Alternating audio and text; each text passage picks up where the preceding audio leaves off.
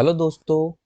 कैसे हैं आप सभी। उम्मीद करता हूँ आप सभी अच्छे होंगे। दोस्तों आज मैं फिर से एक बार आपके सामने लेकर आया हूँ 20 क्वेश्चनों वाली एक वीडियो और 20 क्वेश्चन की सीरीज है। और उम्मीद करता हूँ आप सभी को ये क्वेश्चन बहुत अच्छे लगेंगे और आपको समझ भी आएंगे। और यहाँ से एग्जाम में क्वेश्चन आते हैं, तो इसलिए आप सभी इन क्वेश्चन को अच्छे से समझ लें। और दोस्तों अगर आपको वीडियो में कुछ कमियां लगें तो आप प्लीज़ मुझे बताना ना भूलें, आप कमेंट करें। मैं रेक्टिफाई कर कर उन चीज़ों को आपके सामने इम्प्रूव करके लाऊंगा। तो दोस्तों इसी के साथ हम शुरू करते हैं। और जिसने पिछली वीडियो नहीं देखी है वो पिछली वीडियो भी देख लेना, क्योंकि ये क्वेश्चन सीरीज अब रेगुलर आपको मिलती रहेगी। और उम्मीद करता हूँ अगर आपको वीडियो अच्छी लगेगी तो आप इस वीडियो को लाइक शेयर एंड चैनल को सब्सक्राइब करना ना भूलिए। ठीक है दोस्तों, चलिए शुरू करते हैं। इतिहास का पिता किसे कहा जाता है? चार ऑप्शन है, हेरोडोट्स, यूक्लिड, अरस्तु या इनमें से कोई नहीं। तो दोस्तों इतिहास का पिता कहा जाता है हेरोडोट्स को। आंसर नंबर 1 यानी ए। सेकंड, हिस्टोरिका पुस्तक के लेखक कौन है? प्लिनी, आर्यभट्ट, यूक्लिड, डेरोडोट्स नहीं होगा, हेरोडोट्स होगा। तो दोस्तों इसके जो लेखक हैं वो है हेरोडोट्स। ठीक है, तो इसे ये थोड़ा सा मिस्टेक हो गई है लिखने में, स्पेलिंग मिस्टेक है, तो आप प्लीज इसे सही कर लीजिएगा। ठीक है दोस्तों, तो ये है हेरोडोट्स। तो ये मैं लिख देता हूँ, 1 सेकेंड। दोस्तों कभी कभी टाइप करने में मिस्टेक हो जाती है, तो आप प्लीज इसे इग्नोर करना। तो इसका आंसर है हेरोडोट्स। हिस्टोरिका पुस्तक के लेखक हैं हेरोडोट्स। चलिए नेक्स्ट। मैगस्थनीज किसका राजदूत था? चंद्रगुप्त मौर्य, चंद्रगुप्त द्वितीय, सेल्यूकस निकेटर या अशोक? तो दोस्तों मैगस्थनीज जो था वो सेल्यूकस निकेटर का राजदूत था और चंद्रगुप्त मौर्य के दरबार में यह आया था। तो इसका आंसर है सी। चलिए नेक्स्ट। मैगस्थनीज द्वारा लिखित पुस्तक है भारत का भूगोल, भारत की खोज, इंडिया या इनमें से कोई नहीं। Sorry indica, sorry sorry sorry indica, Bharat की खोज, इंडिका या इनमें से कोई नहीं। तो दोस्तों इसका जो आंसर है वो है इंडिका। इंडिका पुस्तक मैगस्थनीज द्वारा लिखी गई है। नेक्स्ट। डाइमेकस किसके राज दरबार में आया था? तो डाइमेकस अशोक, बिंबिसार या बिंदुसार, किसके राज दरबार में आया था? तो दोस्तों डाइमेकस आया था बिंदुसार के राज दरबार में और इसका आंसर है सी। ठीक है। और दोस्तों यहां से इन टॉपिक से इतिहास में जब अगर क्वेश्चन आता है आपका एग्जाम में तो इन्हीं टॉपिक से आएगा, आप ध्यान रखिएगा। तो इन क्वेश्चन को आप बिल्कुल भी इग्नोर ना करना, अच्छे से पढ़ते रहना और वीडियो को 2-3 बार देख लेना, तो ये क्वेश्चन आपको रट जाएंगे। नेक्स्ट। डायमेकस किसका राजदूत था? तो डायमेकस सेल्यूकस निकेटर, ऑन्तियोकस, मैगस्थनीज या इनमें से कोई नहीं। तो डायमेकस किसका राजदूत था?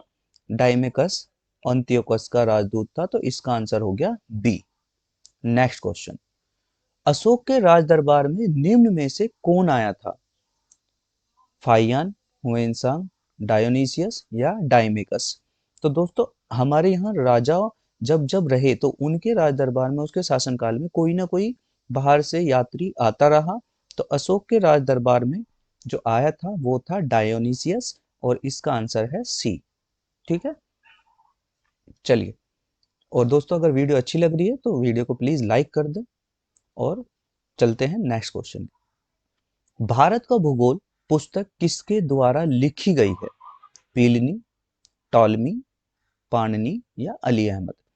तो भारत का भूगोल पुस्तक के जो लेखक हैं वो कौन है दोस्तों? भारत का भूगोल पुस्तक के लेखक हैं टॉलमी। ठीक है, आंसर नंबर बी। आप भी अपने अपने क्वेश्चन चेक करते रहना कि कितने आंसर सही हैं और कितने आंसर गलत हैं। ठीक है, तो उससे आपको थोड़ा अंदाजा हो जाएगा कि आपको किन क्वेश्चनों पे और थोड़ा ध्यान देना है। चलिए नेक्स्ट क्वेश्चन। नेचुरल हिस्ट्री पुस्तक के लेखक हैं प्लिनी, टॉलमी, पाणिनि या इनमें से कोई नहीं। नेचुरल हिस्ट्री एक पुस्तक लिखी गई है दोस्तों, तो उसके जो लेखक हैं वो हैं प्लिनी, तो answer number A. Okay next. Fa-Hien Bharat किसके राज दरबार में आया था? भारत जब फाइयान यहाँ आया तो उस समय भारत में किसका राज था, कौन था यहाँ पे शासक? तो फाइयान के समय कौन था? हर्षवर्धन, अशोक, चंद्रगुप्त द्वितीय या चंद्रगुप्त मौर्य? तो दोस्तों ये आया था चंद्रगुप्त द्वितीय के समय में। ठीक है, फाइयान किसके समय में आया था? चंद्रगुप्त द्वितीय के समय में, तो आंसर नंबर सी। नेक्स्ट। चीनी लेखक हुएनसांग किसके शासनकाल में भारत आया? हर्षवर्धन, चंद्रगुप्त द्वितीय, बिंदुसार या इनमें से कोई नहीं? तो चीनी लेखक हुएनसांग आया था हर्षवर्धन के शासनकाल में। चलिए नेक्स्ट क्वेश्चन। चचनामा पुस्तक के लेखक हैं? दोस्तों एक पुस्तक लिखी गई है चचनामा। अब चचनामा के जो लेखक हैं वो कौन है? टॉलमी है, अली अहमद है, फाइयान है या प्लिनी है? तो इनमें से हमें बताना है। चचनामा पुस्तक के जो लेखक हैं वो हैं अली अहमद, यानी आंसर है बी। Next question. अष्ट अध्यायी पुस्तक के लेखक कौन है? अष्ट अध्यायी पुस्तक के लेखक अली अहमद, टॉलमी, पाणिनि या मैगस्थनीज? तो दोस्तों अष्ट अध्यायी पुस्तक के लेखक हैं पाणिनि, यानी इसका आंसर हो जाएगा सी। और जो ये अष्ट अध्यायी पुस्तक थी ये संस्कृत भाषा व्याकरण की प्रथम पुस्तक थी। ठीक है, यानी कि एक संस्कृत भाषा की जो व्याकरण थी ये उसकी प्रथम पुस्तक थी जो पाणिनि ने लिखी थी। ठीक है, नेक्स्ट क्वेश्चन। हुएनसांग जब भारत आया तो नालंदा विश्वविद्यालय के कुलपति कौन थे? देखिए हुएनसांग भारत आया और उसने नालंदा विश्वविद्यालय में शिक्षा भी प्राप्त की, और यहाँ 630 ईस्वी से 645 ईस्वी तक मतलब हुएनसांग रहा। 645 में वो वापस गया और लगभग 15 साल वो यहाँ पे रहे। और उसके समय में जो दोस्तों नालंदा विश्वविद्यालय था वहाँ के जो कुलपति रहे वो कौन थे? आचार्य राहुल देव, आर्यभट्ट, आचार्य शीलभद्र या इनमें से कोई नहीं? तो दोस्तों हुएनसांग के समय में जो नालंदा विश्वविद्यालय के कुलपति थे वो थे आचार्य शीलभद्र, तो आंसर नंबर सी। नेक्स्ट। किताब उल हिंद किसकी लिखित पुस्तक है? ठीक है, तो किताब उल हिंद का लेखक कौन है बताइए? तारानाथ, हुएनसांग, अल बरूनी या अमीर खुसरो? तो दोस्तों किताब उल हिंद लिखी गई है अल बरूनी के द्वारा और इसका आंसर है सी। सर्वप्रथम भारतवर्ष का जिक्र किस अभिलेख में मिलता है? तो दोस्तों सर्वप्रथम भारतवर्ष का जो जिक्र है वो सोहरा अभिलेख, हाथी गुफा अभिलेख, एरन अभिलेख या मंदसौर अभिलेख, कौन सा अभिलेख में मिलता है? तो इसका आंसर है बी। भारतवर्ष का जिक्र जो मिलता है वो मिलता है हाथी गुफा अभिलेख। चलिए नेक्स्ट क्वेश्चन। सती प्रथा का प्रथम साक्ष्य कौन से अभिलेख में मिलता है? एरन अभिलेख, सोहगोरा अभिलेख, हाथी गुफा अभिलेख या इनमें से कोई नहीं? तो दोस्तों सती प्रथा आपको पता होगा कि हमारे यहाँ पर सती प्रथा चलती थी। और सती प्रथा क्या होता था कि जब किसी स्त्री का पति मर जाया करता था तो उसी के साथ उस औरत को भी उसकी चिता पर बैठकर अपने प्राण देने पड़ते थे। तो इसका जो उल्लेख है वो कौन से अभिलेख में मिलता है? तो दोस्तों सती प्रथा का आंसर है एरन अभिलेख। ठीक है, तो इसका आंसर हो जाएगा ए। नेक्स्ट। रेशम बुनकर की श्रेणियों की जानकारी किस अभिलेख से मिलती है? मंदसौर अभिलेख, एरन अभिलेख, दोनों से या इनमें से कोई नहीं।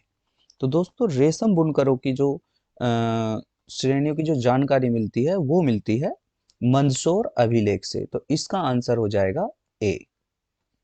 नेक्स्ट क्वेश्चन, कंगयूर व तंगयूर किस लेखक की रचना है? दोस्तों ये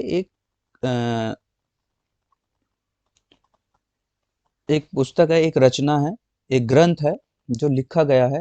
तो अली अहमद के द्वारा, अल बरूनी के द्वारा, तारानाथ के द्वारा या आर्यभट्ट के द्वारा? तो दोस्तों इसका जो आंसर है वो है तारानाथ। तो तारानाथ के द्वारा ये ग्रंथ लिखा गया है, कंगयूर व तंगयूर।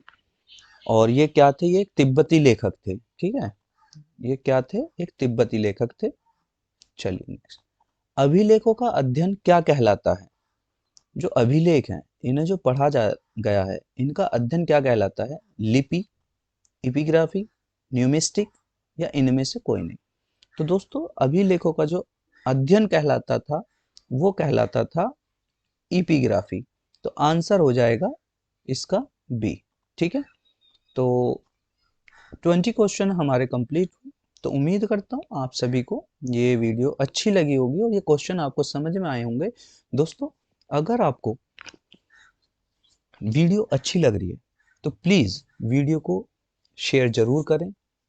और दोस्तों एक एक नंबर बहुत काम का है, किसी भी क्वेश्चन को ये सोचकर मत छोड़ देना कि ये क्वेश्चन या ऐसे क्वेश्चन पेपर में नहीं आते हैं। दोस्तों अगर भारत का इतिहास कंटेंट एग्जाम में दिया गया है तो भारत के इतिहास से यहीं से ही क्वेश्चन बनते हैं और ये वही क्वेश्चन है जो मैं आपको दे रहा हूँ।